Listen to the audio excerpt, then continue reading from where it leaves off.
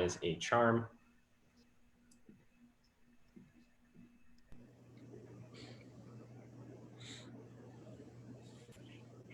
You know what? It's not a great technology event here with Palm Beach Tech without making sure the technology is working triple and quadruple check. So we are good to go. Again, welcome to our Tech Talk with Shay Berman.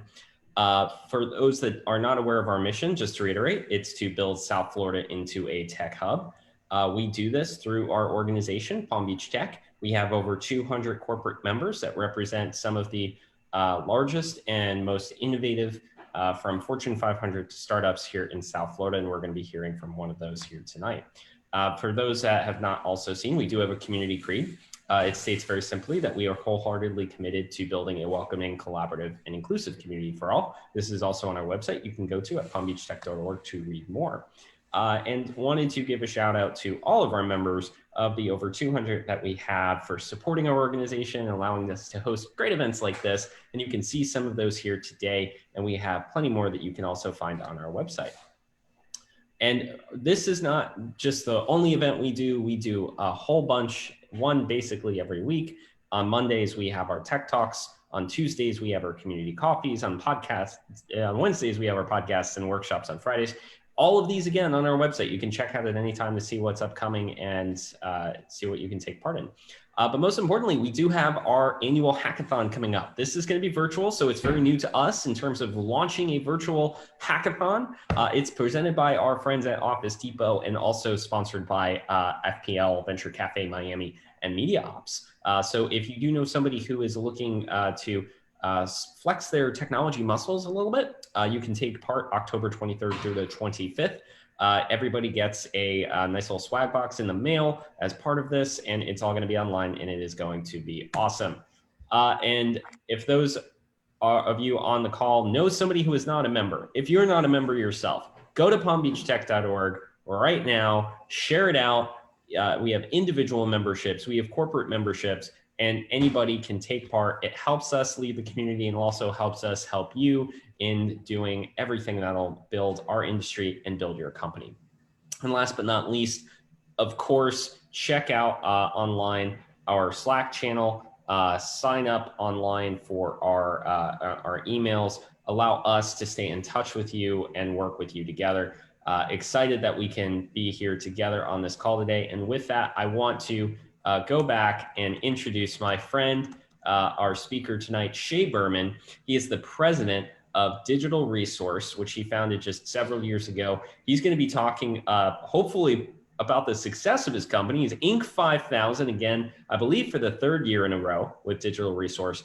And the topic tonight is going to be voice engine optimization strategies. They're always breaking some new ground in digital media over there at Digital Resource. So Shay, thank you so much for being a part of our tech community, for launching a company that employs so many and does good work for so many companies, and for most of all, just being a solid guy in the community. And I'll let you take it from there, my friend. Yeah. Thanks so much for having me, guys. I'm excited to talk about voice search today. Voice search, it's been around for a long time, but as more and more people start to use voice software like Google Voice, Alexa, Siri, etc., more and more businesses are getting concerned about how they can optimize for it. So Joe, again, thanks so much for having me on today. I've been very happy to be a member of Palm Beach Tech for a long time.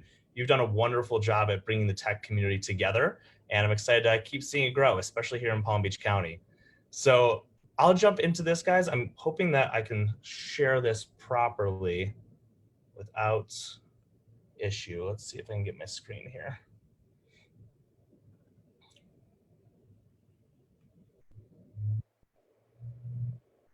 Joe, does that look good to you?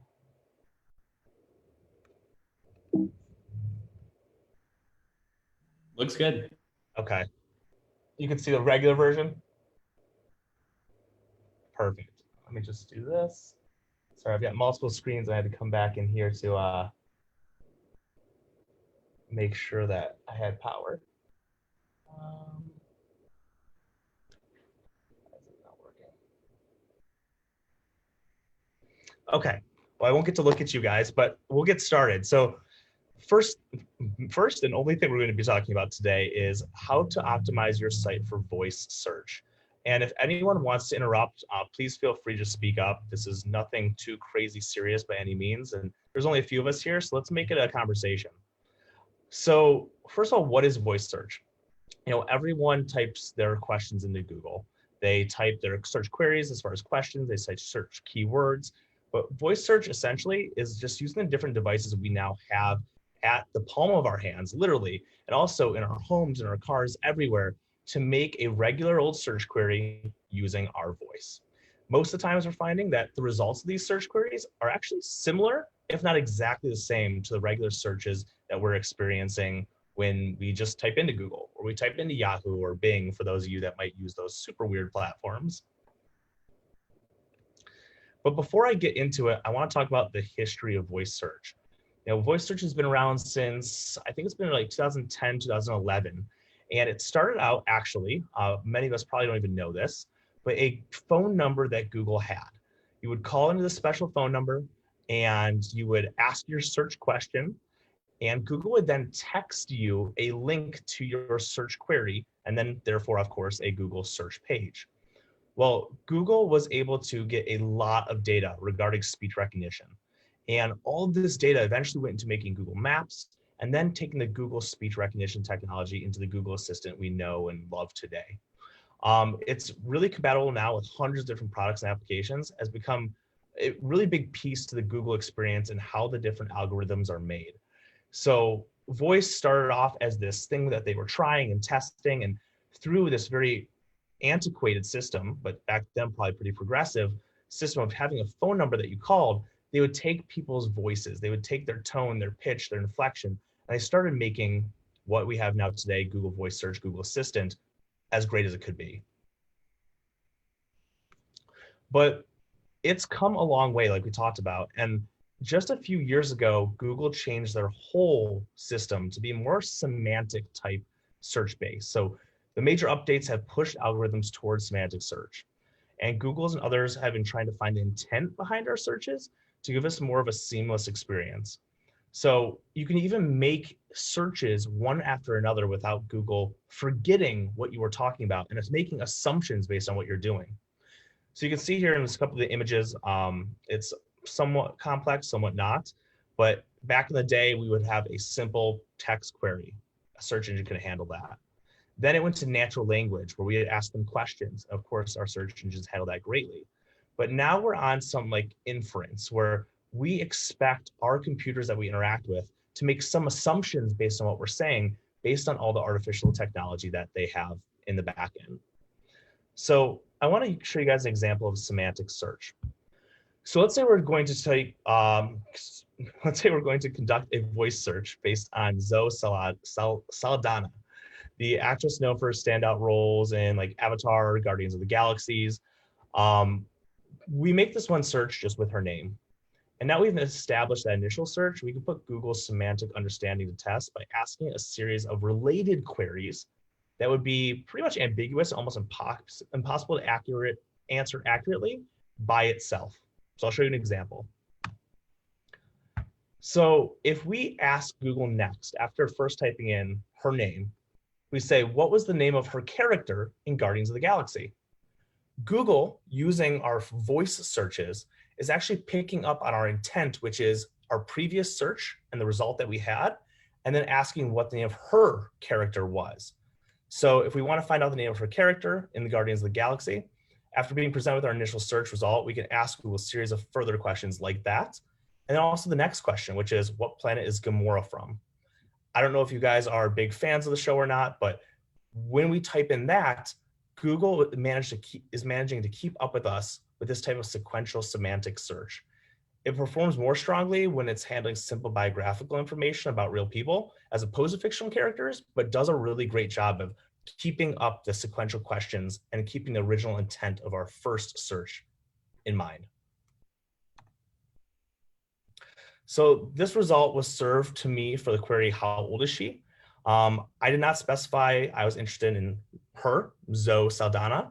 Google just knows what I meant in this context. So it changed she in my query to Zoe Saldana, as seen above. Google also does this for another sequential semantic voice search. The figure here also talks about where was she born, there's another one, and interprets it to me, where was Zoe Saldana born? So again, Google's remembering how we're searching.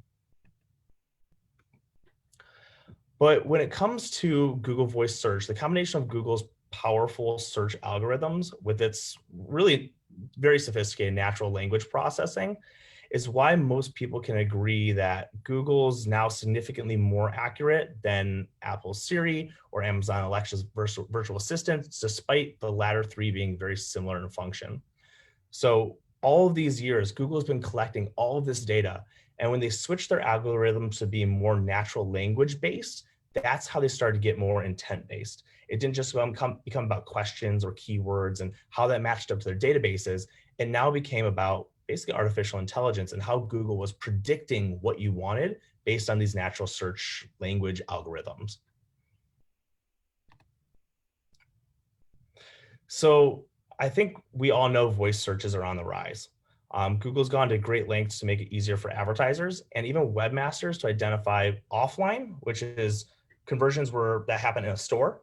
Of course, online conversions like an e-commerce website or someone even submitting a lead for a new roof for their home. And those sessions are taking place on multiple devices. So right now, the Google Webmaster Tools is allowing us to really connect our different devices, our desktops, our tablets, our phones, and then also taking how those people are searching for us. And they're even considering adding a voice query data line segment to the Google Search Console. That's how serious voice search is becoming and how much they think it's going to be the next big thing and possibly the only thing in the future. But what are people using voice search for? So adults have used voice search more often to get directions, and that's definitely changing as the years progress. And it makes a lot of sense though. It's easier, it's safer, it's compliant with most local laws, of course. And to use hands-free voice search while driving to find out where you need to go is just a simple way to get into the voice search usage as a consumer.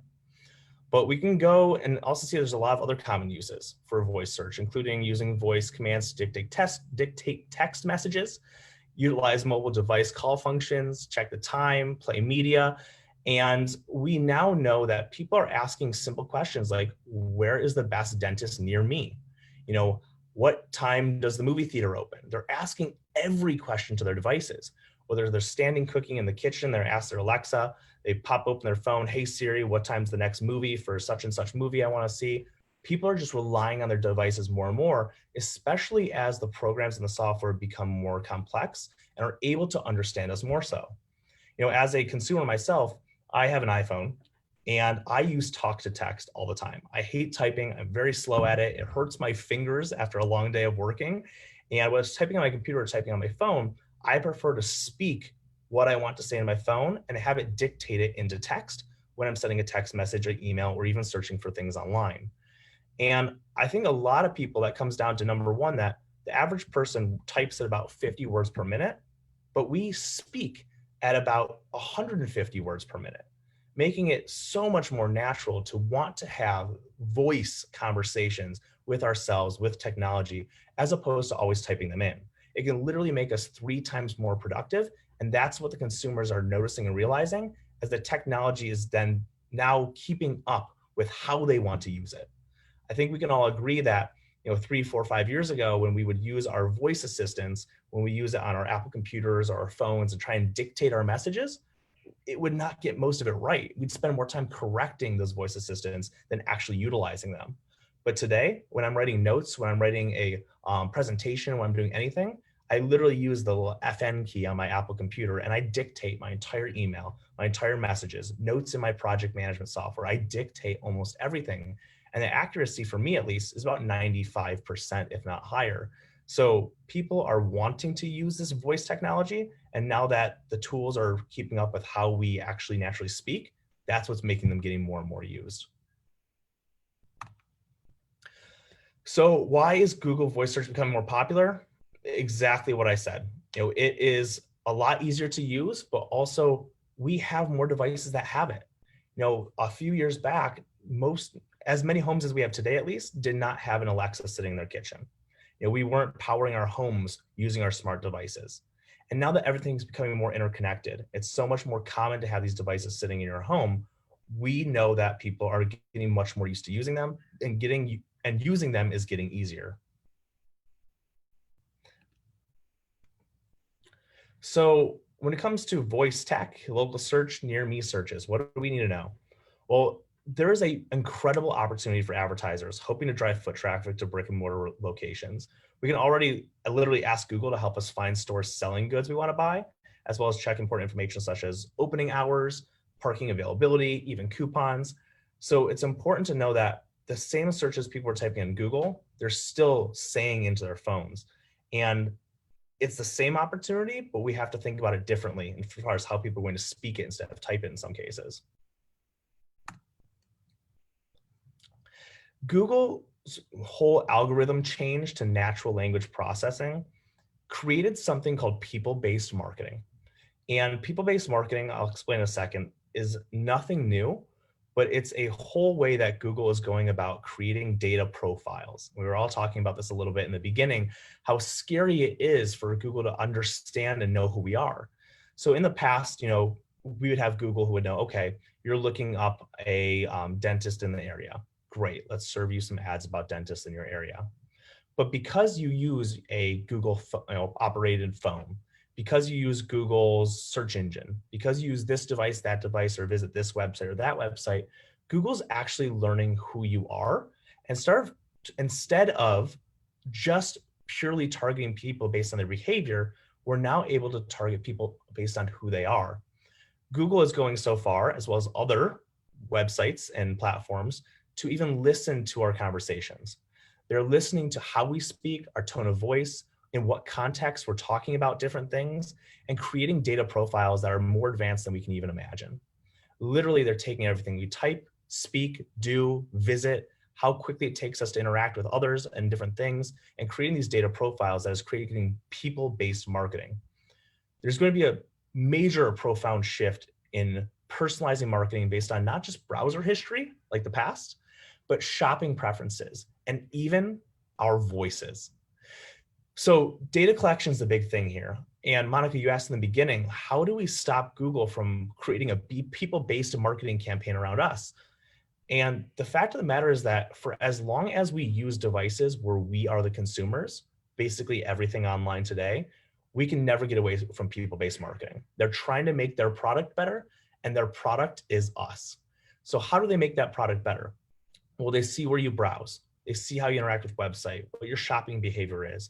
They buy data to learn how much money you make, what kind of insurance you have, where you travel to based on your phone, and how much you walk and where you walk to and where you drive to, whose home you visit the most. All of these different things, including what you say and what you type on your phone, are being combined to create this data and create this profile for you. And if you've ever seen an advertisement show up before you were even thinking about it or went to search it online, it's because someone just like you, with the same parameters as you, same behavior as you, same persona as you, once purchased that product. And Google knew you were going to need that product literally before you did. That's how powerful their data is getting. So Google will learn to recognize your voice and your habits. Through natural language processing, Google and others will learn to recognize a specific voice. That means that over time, Google learns not only the unique characteristics of your voice and the way that you speak, but also your behavior, your browsing interests, and other personal information. They're saying that you'll be able to speak to your at-home devices, and they'll eventually be able to know who is speaking to them without even having to ask or figure that out. Almost like having a user profile just based on your voice. But this is the big question everyone wants to know. Everyone wants to know how to optimize your site for voice search. And the great news here is that if you're utilizing the best SEO practices, you don't have to worry about optimizing for voice search. I know it's a little anticlimactic, but I'll tell you a little bit more.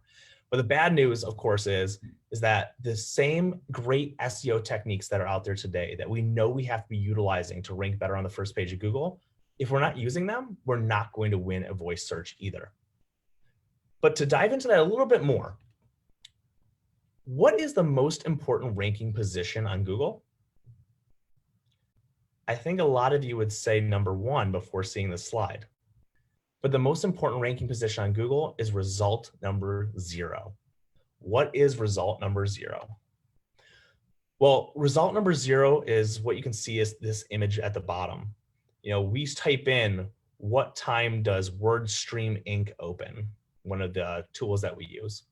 And Google will serve us a search result that says 8 a.m. to 6 p.m. Now, this is obviously a typed in search. But if we did the same thing in a voice search, what do you think Google would say back? Or Alexa? Or Siri? Well, they would say 8 a.m. to 6 p.m. They wouldn't serve you a link that sends you to their website. They wouldn't tell you more about WordStream. They would literally answer your question based on what we consider search result number 0. In order to create search result number 0 results like this, that will oftentimes be the ones that are first served through the voice assistants and other voice searches, you have to have user intent in mind. That means posing frequently asked questions in your website and then answering those questions in great detail. And then using schema metadata to mark up your website and let Google know what those questions and answers are about, what this hours of operation are. You want to mark everything up because these voice assistants are going to start pulling this data. Google's creating number 0 or rank number 0 results. And the voice assistants are going to first pull these number 0 results before going to 2, 3, 4, 5, and of course, even 1. And it's important that we don't hide any of this information in our images or things like that. It needs to be in plain old HTML and then of course marked up if possible with the schema metadata. And the old technique of going after long tail keywords is still one of the most effective strategies out there. People, when they speak, I keep holding up my phone because I'm always speaking to it. It's a habit. But people, when they speak, they're so used to just saying what they want. And it ends up coming out many more characters, many more words than if they were to type it. So long tail keywords are getting more important than ever because they're speaking so much longer phrases into their searches than ever. So you want to be able to identify those long tail keywords and create content based around them. And then we have updating the Google My Business listing. One of the most basic, but so often looked over things is updating your Google My Business. You need to fully complete it. You need to fill out the hours of operation, the general information. You need to fill out who the owner is, when it started, what kind of awards or certifications you have. You need to make sure your map marker placement is right. You need to give specific directions. You need to put things for Uber to be able to connect if you need to, the phone number, the email address. Filling out this listing in its entirety is one of the best ways to be on Google's good side. And for those of you that may ask after this, when we go into the Q&A in a minute here, what about optimizing for Yahoo or Bing? Well, Google still dominates the search atmosphere, and they're going to continue to grow and dominate. That's my prediction, at least. And while there are some devices, like even Apple devices and other devices that have a different default browser or different default search engine, many people are changing those. And if they're not, those search engines are copying Google, and Google's paving the way to how results are displayed and how their algorithms and search engines are actually working. So if you're optimizing for Google, I say you're very much often optimizing for Yahoo and Bing, even though you really just don't need to. So guys, that's all I've got for us today. I think this should open the door for plenty of questions. I want to save about 10 minutes to do that. I know that many of you were probably hoping for some secret to voice search optimization, but the key to this all is knowing that, yes, Google's listening to your devices. It is creating buyer personas. Businesses have the opportunity to go after those personas in other areas like Facebook ads, Google ads, programmatic advertising, even Instagram ads with those personas. And if we're caring about search and ranking well in the search area, following the same old SEO techniques and keeping up with the same old SEO trends are going to allow you to keep getting those rankings to the top, to where rank number 0 is going to be the one that these voice assistants start pulling their information from. So yes, thank you so much. And Monica or Joe, I don't know how you want to transition to the Q&A, but I'm open to any questions. Yeah, so thank you so much, Shay. I always learn a little bit of something here, but I think the number one thing, it gets kind of freaky sometimes, like how much the technology keeps on coming out with all of this. There's always something new, and there's always something a little bit better to, get you to buy things online too. Oh yeah. So with that, I would ask if anybody who's on the call here with Zoom has a question, you can unmute yourself and make sure your camera's on and you can ask that. And then if you're on Facebook, feel free to type your questions in the chat, and then we can just direct those to Shay directly. So I think Rob Rob, do you have a question? Okay, so Rob will go first, then Eric, I see you were interested in one too, so then we'll go to Eric after. Perfect. Okay, cool. I think the question I have is, you talk about dentists. So is there a need to somehow long tail keyword SEO, the whole thing for, like, let's say a dentist, when should I go see my dentist because I have a pain in my tooth? Or is that something that's critical? Or is this more just search about locations, what time they're open, the basics? That's a great question. I'm glad you asked that. Right now, the way people are searching tends to be more so about the basics, but it's definitely changing. People are saying, how do I find the best dentist in Boca Raton? And they're getting served results that are about that question, and they just ask it in their phone. And so we've always seen questions be asked to Google. I mean, AskJeeves.com was one of the first search engines out there. It was all about the question, but people are going even more so into the depths and the lengths of their questions, make those long tail keywords often found in the titles of blogs and just longer form content more important than ever. Thanks for the question. Awesome. And then Eric, if you want to go next. Yeah, I'm just curious as to what your favorite and least favorite aspect of voice engine optimization is. My least favorite aspect is the hype, because I think that it's so misconstrued. I mean, if you guys listen to Gary Vee at all, he talks about voice, and he doesn't really even talk about the depths of what voice optimization really is. And when you get down to it, it's just staying on top of your regular search engine optimization, knowing that people are interacting with voice more so. Now, if you want to get more into the depths of digital marketing, you can look at how you can advertise on voice assistants and how you can start doing more advertising using these different platforms that are now out there, if you want to call them a platform, and how these different voice tools are creating more data. But there's not really a necessary way to, because there's no difference in regular local search and voice search for the most part. My favorite part about it is the possibilities behind it, because while right now it's just a spoken way to get the same results, maybe served in a audio format instead of a visual format, it could go to a lot more depths. We could get to a website in an audio format, whatever that may be in the future. I mean, we have people even locally that are looking at virtual reality and things like that. So our simple HTML-based websites and now the voice that we have here, who knows what that could end up creating for businesses? We may end up going towards a super dramatic end, a virtual reality type future for our online presences. Yeah, I have a question. Hi, Dennis.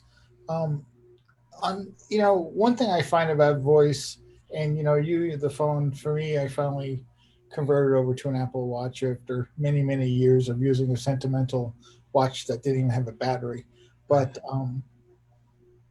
I find it sort of an afterthought in the sense that not the voice search optimization and all the nice things that people do once you're in there, but getting to it sometimes. It's like this little microphone. I mean, not that I'm supposed to ever use my phone when I'm driving, but like even Google Maps or something, you want to find Ryan's home. And then you have to find where that little microphone is or something to sort of click on it to say, I'm looking for Ryan's home. But almost then you could almost type in your query. Are you working, since you work sort of in this whole bringing the web to your different customers, are you working on more of the user interface to sort of naturally integrate voice queries into a website design? Because to me, I find it, that little microphone sitting in the corner is like, oh yeah, some engineer said, oh yeah, we need to have voice search too. So we'll put it over there, and we'll put it over wherever they can find a little 1/4 inch or whatever on the web. So I'll just stop there. That's a great question. I'm not a web designer myself. I employ many, but I am not as great as them by any means.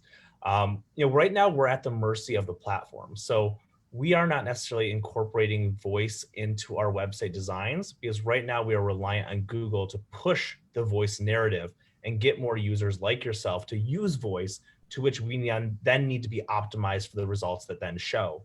But considering we're always optimizing for Google's preferences along as well as far as their SERPs go, we are already optimized for what they're pushing.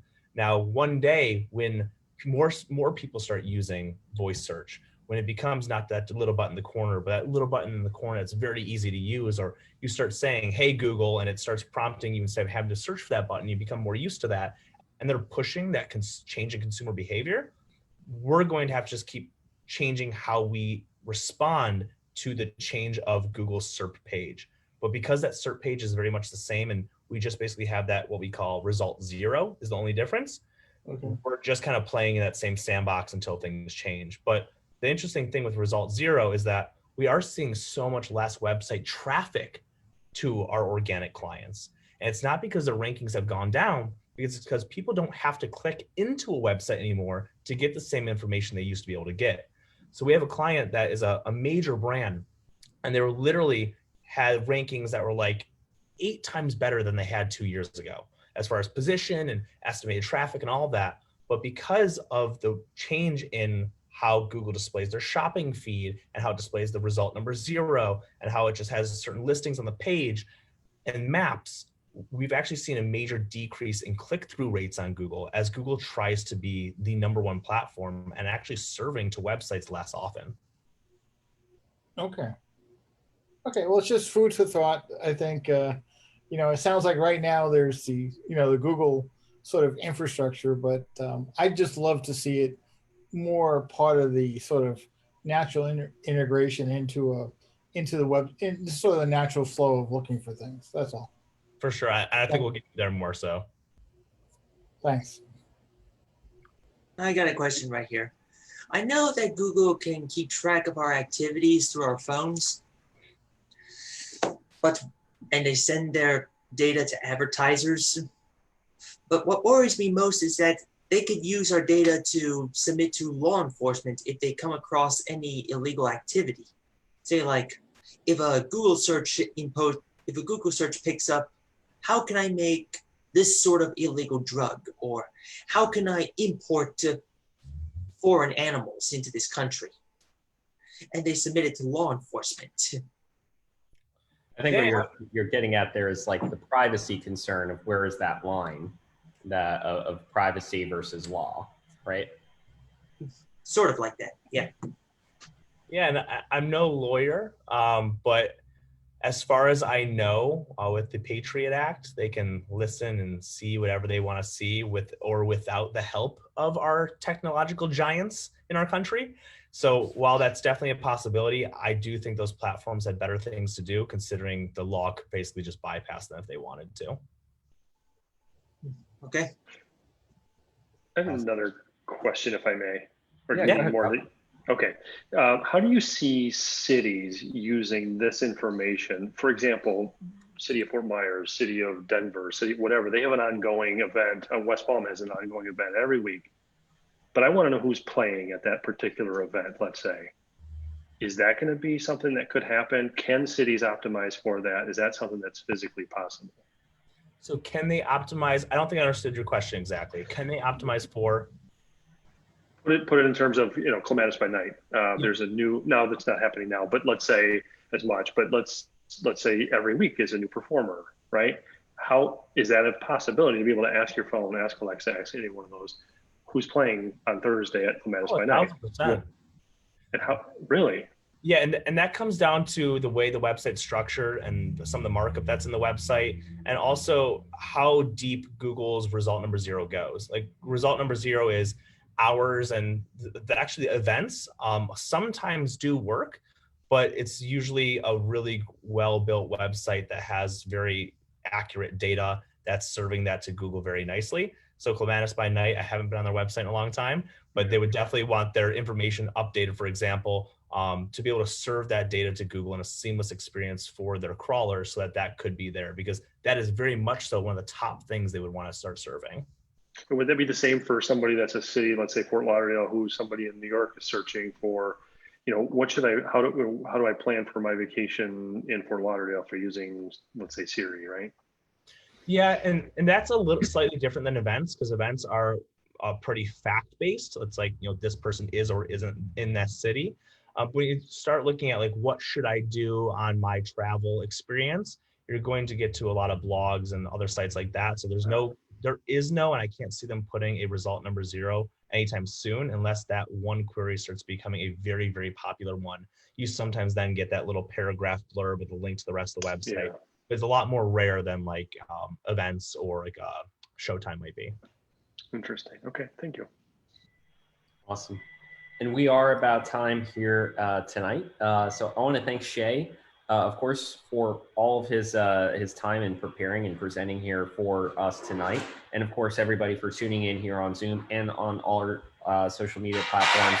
This will be available on Facebook for those that want to check in and review it for later with all of his slides. But Shay, thank you again so much for everything that you do for our community, everything you do for our tech community and tech industry, and for just being gracious with your time. And thank you to everybody for joining as well. Yeah, thanks so much for having us, guys. If you want to check us out on our website, yourdigitalresource.com, you can learn a ton about what we do in our team. I'm always just looking forward to helping the community, being an asset informationally. And so if you want to reach out, have any questions, don't hesitate to reach out to us. Thanks so much again, Joe. Awesome. Have a good one, everybody. Enjoy your Thanks, Shay. Thank you, guys.